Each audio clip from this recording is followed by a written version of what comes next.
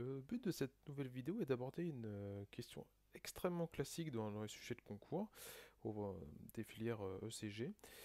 C'est une question de probabilité qui est liée à la notion de chaîne de Markov qui n'est étudiée en théorie qu'en deuxième année, mais on peut quand même faire déjà pas mal de choses à ce propos en première année. Alors je vais commencer par partir de l'exercice qui va être assez représentatif de la méthode pour expliquer après quel est le cadre plus général.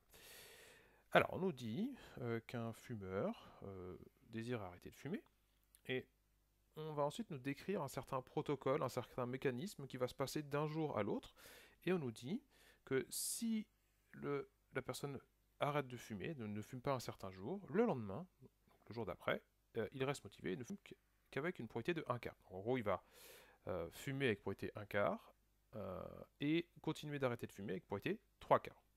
Et au contraire, s'il fume un certain jour, le lendemain, il fume toujours avec une certaine probabilité, qui ici n'est pas donnée de manière explicite, elle est donnée en fonction de la variable alpha.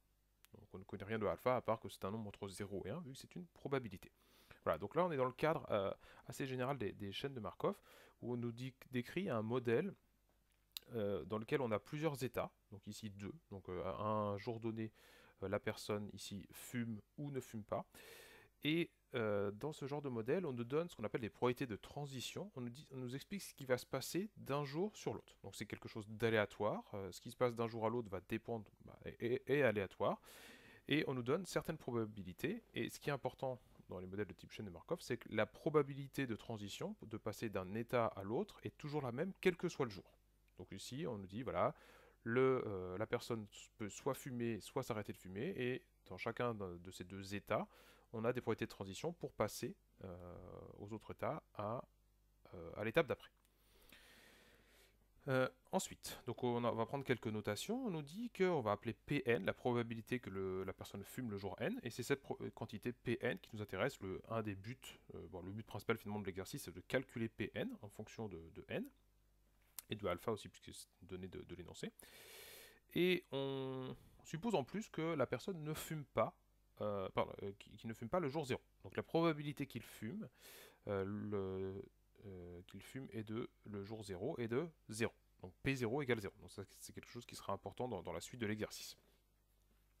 Alors, l'exercice comporte trois questions. Première question, qui est sûrement la plus importante, celle qu'il faut bien comprendre, qui est quasiment toujours présente dans ce genre d'exercice.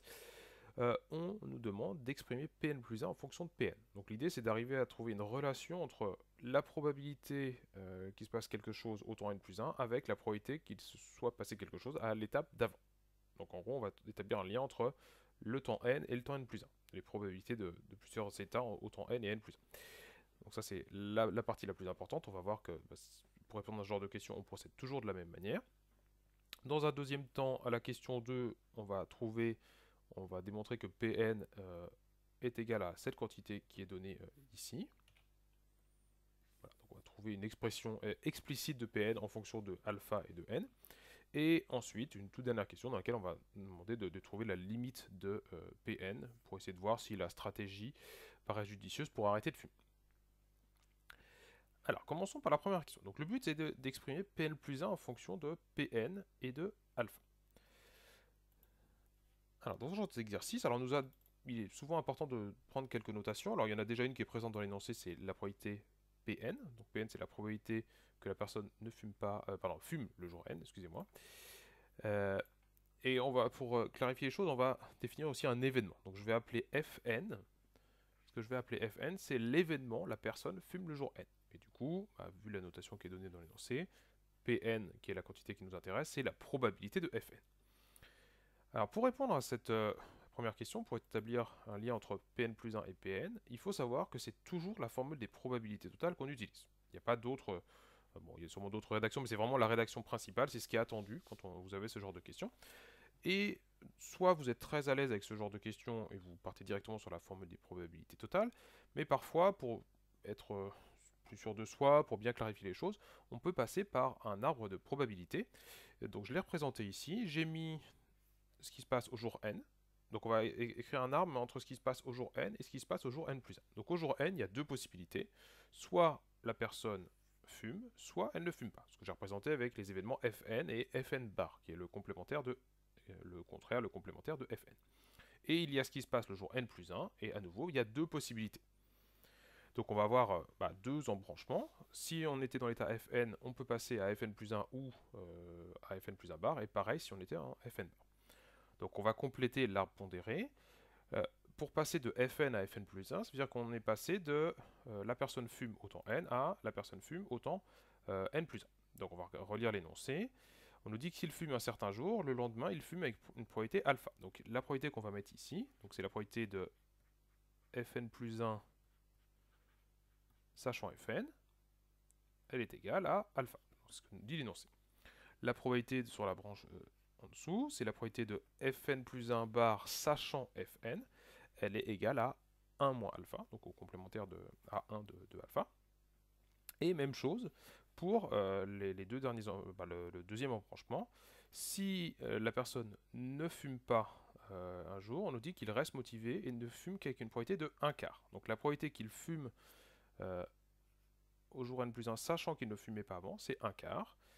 Et sinon, c'est 3 quarts, puisque c'est 1 moins 1 quart. Donc ça va nous servir à répondre à la question. Donc cet arbre, il est très utile pour bien comprendre les choses, pour bien visualiser les différentes probabilités, probabilités conditionnelles, mais il n'est pas forcément utile de le mettre sur une copie, puisque ce n'est pas un argument. L'argument qu'on va utiliser, et vous devez savoir, vous pouvez retenir, ça doit être vraiment associé à ce genre de question, on utilise la formule des probabilités totales. Bon, d'ailleurs, la forme de l'arbre ici doit y faire penser. On va appliquer, pour un certain n qu'on a fixé, on applique la formule des probabilités totales dans le système complet d'événements qui nous intéresse, et ici, le système complet d'événements qui est pertinent, qui est intéressant, c'est Fn bar.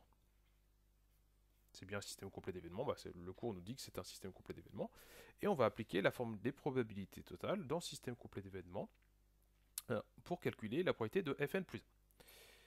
Donc, la formule des probabilités totales nous dit que cette probabilité, c'est la probabilité de Fn fois la probabilité de Fn plus 1 sachant Fn, plus la probabilité de Fn bar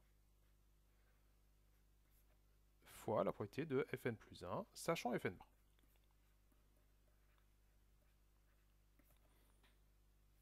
Ce qui est plutôt utile puisque les probabilités qui sont là sont toutes plus ou moins connues. La probabilité de Fn, c'est Pn. Donc ça c'est intéressant parce que notre but, je vous rappelle, c'est d'exprimer Pn plus 1 en fonction de Pn. Pn plus 1 va être égal à Pn. La probabilité de Fn plus 1 sachant Fn, on l'avait dans l'arbre, c'est alpha. La probabilité de Fn bar, on ne l'a pas, mais en fait on va pouvoir l'exprimer en fonction de Pn, c'est 1 moins Pn. Et la probabilité de Fn plus 1 sachant Fn bar, elle est également on l'avait également dans l'arbre, c'est 1 quart. Voilà, donc on a presque terminé. Alors on pourrait s'arrêter là, mais pour rendre la question suivante un peu plus simple, on va factoriser par Pn, et Pn, elle va apparaître avec alpha moins 1 quart, et il va y avoir un plus 1 quart qui va rester. Voilà, donc on a trouvé la relation qui était demandée, on a exprimé Pn plus 1 en fonction de Pn et de alpha. Donc ça va nous servir dans la question suivante. Cette question, la question suivante, on nous dit d'en déduire que pour tout n appartenant à n, Pn est égal à quelque chose qui nous est donné. Alors, une remarque avant de partir sur la réponse. La première question est très classique, c'est la formule des probabilités totales. Et ensuite, très souvent, en fait, on sort un petit peu du champ des probabilités, on va aborder une autre partie du programme. Ça peut être quelque chose sur des suites, comme c'est le cas ici, des suites arithmético-géométriques, d'autres choses sur les suites, on peut avoir des suites couplées. Ça peut aussi faire apparaître des questions sur des matrices. Alors ici, la question, vu la formulation de la question, on nous dit d'en déduire que pour tout n appartenant à n, Pn est égal à la fraction qui est donnée ici. Pardon, c'est pas ça. La fraction qui est donnée ici. Là, vu qu'on a trouvé Pn plus 1 en fonction de Pn et qu'on nous demande de montrer que Pn est égal à quelque chose qui nous est fourni, il faut forcément penser à un raisonnement par récurrence. Donc je vais aller un petit peu vite sur la partie initialisation et sur la rédaction. Pour l'initialisation, il n'y a pas de problème, puisque quand on remplace n par 0, la fraction qui nous est donnée va être égale à 0, et 0 est bien égal à P0. C'est la probabilité que la personne fume le jour, le jour 0. Elle est égale à 0, c'est dit dans l'énoncé. Ensuite, on va passer à la phase d'hérédité. Pour la phase d'hérédité, on a besoin de démontrer quelque chose concernant Pn plus 1, et bah, le 1 point de départ possible est... pardon. Un point de départ possible est d'utiliser ce qu'on a dit juste avant, ce qu'on a démontré, puisque ça permet de faire le lien entre Pn plus 1 et Pn. Ensuite, bah, vu comme on est parti, il est assez clair qu'on va utiliser l'hypothèse de récurrence, puisque l'hypothèse de récurrence, la propriété Pn nous fournit une expression de Pn. Donc on remplace Pn par ce qui est donné dans l'hypothèse de récurrence. On multiplie ça par alpha moins un quart. Et on en ajoute un quart. Et après, il n'y a plus qu'à terminer le calcul, et normalement, ça devrait simplifier, et on devrait trouver ce qui est demandé. Donc, ce qu'on obtient, nous, c'est que Pn plus 1 va être égal à quelque chose qui est égal, on va avoir une fraction, donc sur 5 moins 4 alpha. On va avoir, pardon, pas dans ce sens-là, on va multiplier le numérateur par alpha moins 1 quart. Donc on va avoir alpha moins 1 quart, plus alpha moins 1 quart puissance n plus 1.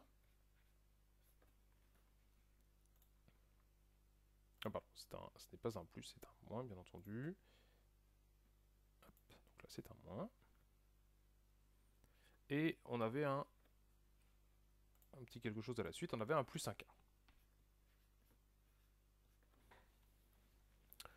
On va tout mettre au même dénominateur, et normalement, tout devrait simplifier, on devrait trouver ce qui est attendu. Donc on va avoir alpha moins 1 quart, et moins alpha moins 1 quart puissance n plus 1.